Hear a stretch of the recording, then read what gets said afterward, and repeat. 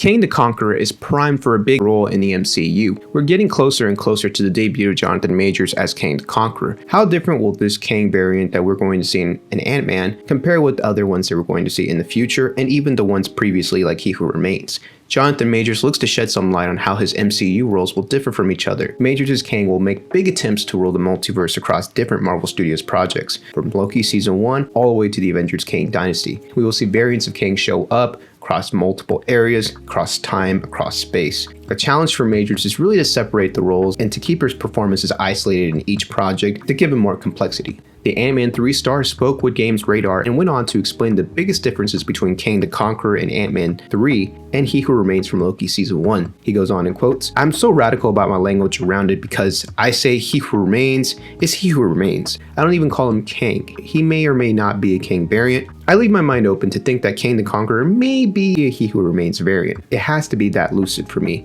to keep it going. But there are no similarities in the two roles." Majors looks to really separate the roles, and with him donning a new variant for Loki Season 2, I expect that trend to continue. Kang will have to adapt to new heroes he comes in contact with. For example, Kang related to Scott Lang and tried to play nice at first. Kang understood what kind of person Scott was before confronting him and tried to connect with him on a personal level. I don't expect every variant of Kang to approach their goals in the same way, obviously. In the comic books, there's been a whole council of Kangs. The most notable variants that we have to note of, obviously, are Immortus, which kind of He Who Remains was based on, Iron Lad, who is part of the Young Avengers. So there's going to be an endgame somewhere here for Jonathan Majors in his role as Kang the Conqueror. But I also think that, there's going to be a chance where he can always come back. He might come back as a nice version as Immortus. I'm not sure. I'm also curious to see if we will see any references or teases for a Council of Kangs in Quantumania or in Loki Season 2. He Who Remains said that many of his variants have collaborated and shared technology. Could there be a new Council of Kang now with He Who Remains gone? Kang is one of the most intelligent characters in all of comic books,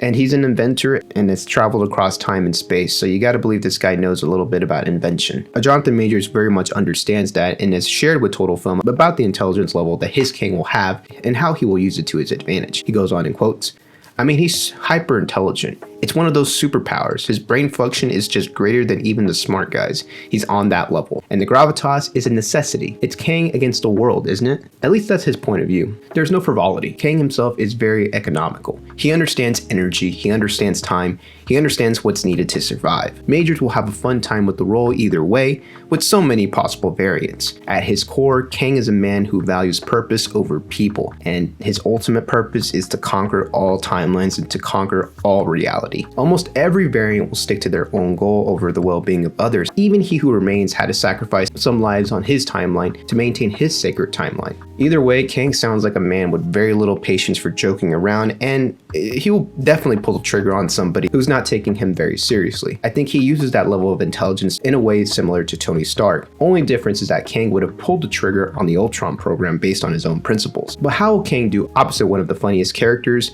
in the MCU and Ant-Man? I mean, it's Paul Rudd. It's going to be interesting to see how the two clash, but Major spoke on that clash between Scott Lang and Kang the Conqueror with Total Film and commented the following. Not to say anything pejorative about Ant-Man, but Ant-Man is a jokester. He's a funny guy. And you've got Scott Lang going up against Kang the Conqueror, who does not joke. He does have a sense of humor, and you'll discover that, but he does not joke. Before we finish off this video, I would like for you to give this video a thumbs up and hit that like button if you can. Drop a sub, leave a comment, and hit that bell so you don't miss any videos coming up. But yeah, I mean, that just goes back into the earlier point of Kang the Conqueror having very short patience and kind of having a quick temper. And you see him in the trailers, and even He Who Remains, they both exude this confidence that I know better for you than even you do. And I think that kind of level of intelligence and arrogance is what's going to get him in conflict with so many MCU heroes across time and space. I'm very much fascinated to see what happens. Ant-Man Quantumania drops February 17, 2023.